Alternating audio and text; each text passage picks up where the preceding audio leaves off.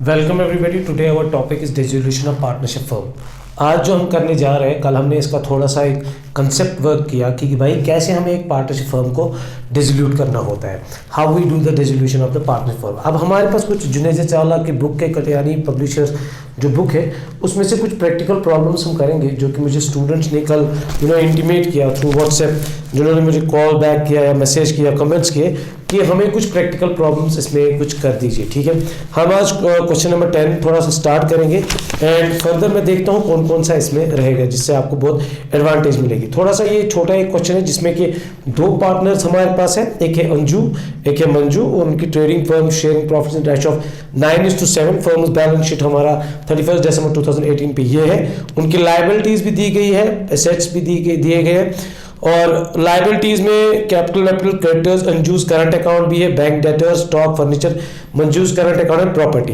फिर कहा है फर्म डिसॉल्व हो गई है, प्रॉपर्टी पे वैल्यू 1500 आया है, bad debts amount of 500, stock को 200 रुपए ज्यादा आया है बुक वैल्यू से, furniture was taken out by Manju and creditors allowed 100% discount and expenses came to ₹75। तो close the books of the firm. आप हमें बता दीजिए कैसे आप क्लोज करेंगे इस बुक्स ऑफ द फर्म को। ये क्वेश्चन जो आपका है ये आपके स्क्रीन पे भी आ जाएगा। Let us start this question. हम क्या करेंगे, हम पहले इनका पुराना बैलेंस शीट उठाएंगे। पुराने बैलेंस शीट में जो जो चीजें होंगी लाइक एसेट्स होंगे या कैपिटल जो भी होगी, हम उनको पेश करेंगे टू द रियलाइजेशन अकाउंट। अब मैंने कल भी बोल दिया जितने भी हमारे पास एसेट्स होंगे हम उनको रिकवरी पे भेज देंगे ऑब्वियसली। तो इनमें यहाँ पे डेटर्स है, स्टॉक है, फर्नीचर है, प्रॉपर्टी है, इन सारे एसेट्स को हम रिकवरी पे भेज देंगे। पहला पॉइंट हमारा होगा बैलेंस शीट के एसेट में से सारी चीजों को उठा देना और रिकवरी पे भेज देना। Debtors, stock, furniture, property. Debtors account, stock account, fine, furniture account and property account, fine. ये हमारे 4 एसेट्स हैं। इनको मैं डायरेक्टली ट्रांसफर करूंगा 4700, 2300। एक का वैल्यू 4700 है, 2300 है, 25 है फर्नीचर का वैल्यू, 50 है फर्नीचर का वैल्यू, सॉरी 50 है फर्नीचर का वैल्यू, एंड जो प्रॉपर्टी है उसका है 2000, फाइन। तो ये हमने रिकवरी पे भेज दी। अगर इसकी मैं जर्नल एंट्री कर दूं तो रियलाइजेशन अकाउंट डेबिट कर देंगे और रीजंस होंगे 4। क्या क्या रहेगा, डेटर्स अकाउंट थोड़ा सा दिखाना पड़ेगा, जर्नल, स्टॉक अकाउंट अगर आपसे कह दिया कि आप जर्नल भी दिखा दीजिए, फर्नीचर अकाउंट से रियलाइजेशन अकाउंट और प्रॉपर्टी अकाउंट। मुझे बार बार दिखाने की जरूरत नहीं है इनके अकाउंट कैसे हम क्लोज करते हैं, फाइन। तो ये हमारा पहला सीन होगा कि रियलाइजेशन अकाउंट को हमने डेबिट कर दिया, सारे एसेट्स हमने उठा दिए। इसके बाद अगर हम लायबिलिटीज की बात करेंगे, there are only one liability, that is creditors. Creditors की बात है, क्रेडिटर्स है 12000। इसके बाद हमारे बैलेंस शीट में लायबिलिटी साइड में अंजू का अकाउंट है और मंजू का अकाउंट है। तो अंजू का जो लायबिलिटी साइड में है उसका वैल्यू जो है दैट इज वो है 300 एंड मंजू का जो अकाउंट है दैट इज 1000। दिखाया है Anju's current account 300 and Manju's current account 300। अगर ये दो अकाउंट्स है तो अंजू के करंट अकाउंट अगर लायबिलिटी साइड में है, अगर किसी का भी करंट अकाउंट लायबिलिटी साइड में, दैट मींस कि business owes money to that person. इसका मतलब अगर मैं अब इनका क्वेश्चन यहां पे करूंगा, मैं इनकी पुरानी कैपिटल यहां पे पहले लिखूंगा, fine, by balance brought down. Anju की कैपिटल दिखा रहा है 3500, ये इनकी पुरानी कैपिटल है और इसी में दिखाया गया है, हम यहाँ पे लिखेंगे बाय अंजूज करंट अकाउंट। किसका करंट अकाउंट है या करंट अकाउंट खाली लिखेंगे तो 300, इसके करंट अकाउंट में 300 है। यहाँ पे अगर मैं लिखूं मंजूज करंट अकाउंट या खाली मंजूज करंट अकाउंट खाली लिखूं तो वो भी चलेगा, और मंजू के कॉलम में 1000, वो बिजनेस में इसको डालने हैं 1000। Manju owes money to the business. तो करंट अकाउंट की बैलेंस यहाँ पे एक की डेबिट है एक की क्रेडिट है, that's why they have been posted in the balance sheet, liability side में एक और एसेट साइड। तो ये भी पोस्टिंग हमने कर दी। इसके बाद सारे पॉइंट्स हमने क्लियर कर दिए बैलेंस शीट के, और बैंक में हमारा जो है बैलेंस ब्रॉट डाउन पड़ा है 8500, फाइन। इसके बाद क्या हुआ, हमने एसेट्स को भी रिकवरी पे भेज दिया, हमने क्रेडिटर्स का भी लिख दिया, उनको भी गए रिकवरी करने पे। नीचे लिखा है जो फर्म तो डिसॉल्व हो गई, जो प्रॉपर्टी है उस पे 1500 आ गए, बैड डेट्स जितने हैं उन पे 500 हो गए डेटर्स में, स्टॉक को 200 ज्यादा आ गए। अगर प्रॉपर्टी का वैल्यू है, यहां पे एक सेकंड में स्टार मार्क लगा देता हूं, यहां से नीचे मैं लिखता हूं बाय बैंक अकाउंट, कितना पैसा है, किस किस पे आया, एक तो प्रॉपर्टी पे आया, कितना आया 1500 आया, ठीक, डेटर्स पे 500 नुकसान हुआ है, बैड डेट हुआ है तो 4200 यहां पे आएगा, ठीक। इसके बाद stock and furniture was taken out by Manju ने कहा कि भाई मैं स्टॉक को फर्नीचर को ले जाऊंगी, तो हम यहां पे करेंगे बाय मंजूस कैपिटल अकाउंट, बोला मैं दूंगी 25 रुपए, तो यहां पे लिखेंगे टू रियलाइजेशन अकाउंट, मैं इसकी जर्नल एंट्री भी दिखाऊंगा। तो रियलाइजेशन अकाउंट कहां पे, मंजू ने कहा दिया मैं इसके 25 रुपए दूंगी, क्या, फर्नीचर की।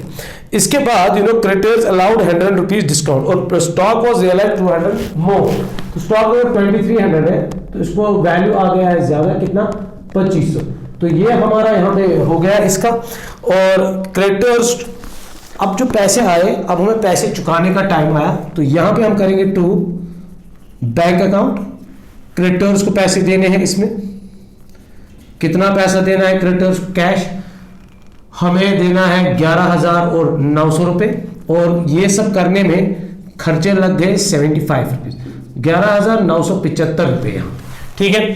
4 2 गए 6, 6 आ गए 7, 7,000, 8,200, 8,200 हमें एसेट्स पे कैश आया। आपने देखा पहले हमने ट्रांसफर किए सारे एसेट्स को और लायबिलिटीज को टू द रिकवरी अकाउंट, और इनमें से इनके ऊपर पैसे भी आए, इस पे 500 रुपए नुकसान हुए, प्रॉपर्टी पे 500 रुपए नुकसान हुए, और स्टॉक पे 200 रुपए ज्यादा आ गए।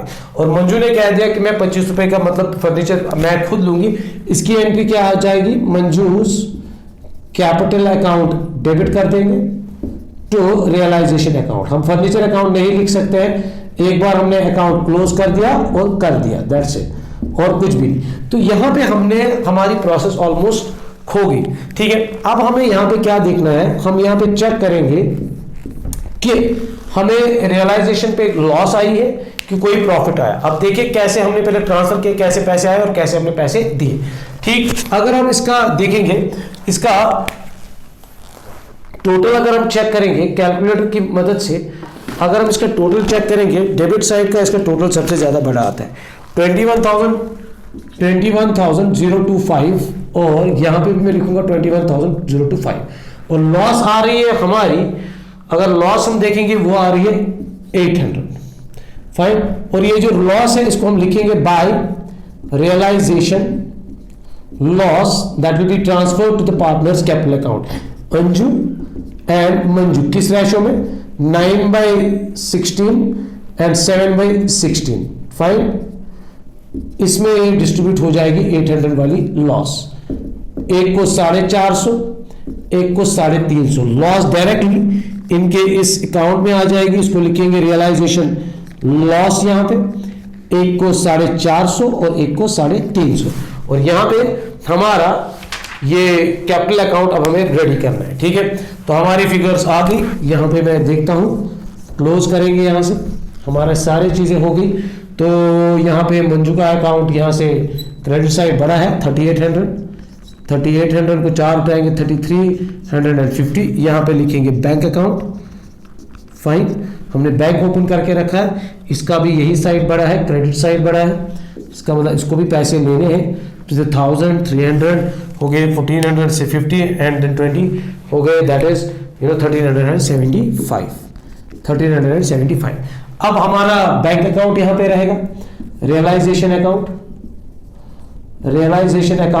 ये आपको हमेशा एग्जाम में मेंशन करना है किस किस पे आपको पैसे आए। एक तो प्रॉपर्टी पे 1500 आए, डेटर्स पे हमें 4200 आए, स्टॉक पे 2500 आया, और ये टोटल आया हमें 8200।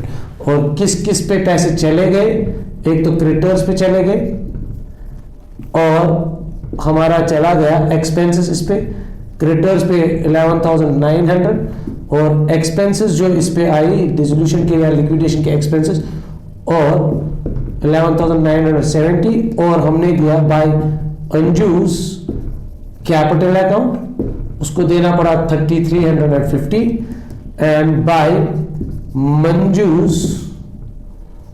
कैपिटल अकाउंट कितना आया उस पे 1,375। और अगर हम इसका इक्वल देखेंगे तो इक्वल हमारा 16,700 हमारा टोटल आया दोनों साइड। फाइन, तो आप ये चेक भी कर सकते हैं और कोई इशू नहीं है। तो this is how we did the dissolution of firm. पहले जब मैंने एसेट्स को ट्रांसफर किया तो ये जनरल एंट्री, और जब मैंने लायबिलिटीज को ट्रांसफर किया उसमें खाली एक ही थी, creditors account were debited to realisation account. Fine, उसके बाद जो पैसा आया उसमें कोई ये अकाउंट नहीं खुलेगा, बल्कि हम ऐसे लिखेंगे रियलाइजेशन अकाउंट, बैंक अकाउंट हमारा डेबिट हुआ, किसकी वजह से, रियलाइजेशन अकाउंट की वजह से। सारे एसेट्स पे रियलाइज हो गया वैल्यू, कितना वैल्यू हो गया 8200 एंड 8200। उसके बाद हमने पैसे भी दे दिए, realisation account debit to bank account, how much 11,975। फिर रियलाइजेशन लॉस ट्रांसफर कर दी, रियलाइजेशन अकाउंट फिर से डेबिट कर दिया टू हमने अनयूज लॉस आई तो receiver, unused capital account debit हुआ, मंजूज कैपिटल अकाउंट डेबिट हुआ, किससे हुआ, रियलाइजेशन लॉस की वजह से हुआ, रियलाइजेशन अकाउंट क्रेडिट हो जाएगा। तो इसमें 800 यहाँ पे, एक को 450 and 350। This is how we did the things. तो बड़ा ही आसान था ये, कुछ मैंने इसका जनरल भी दिखा दिया, कोई उतना डिफिकल्ट नहीं था। This how we do the dissolution of partnership firm. अब इसके साथ हम क्या करेंगे, हम कुछ और प्रैक्टिकल प्रॉब्लम्स के साथ आएंगे, ठीक है। I hope this topic will definitely help all the 12th class students. Thank you very much.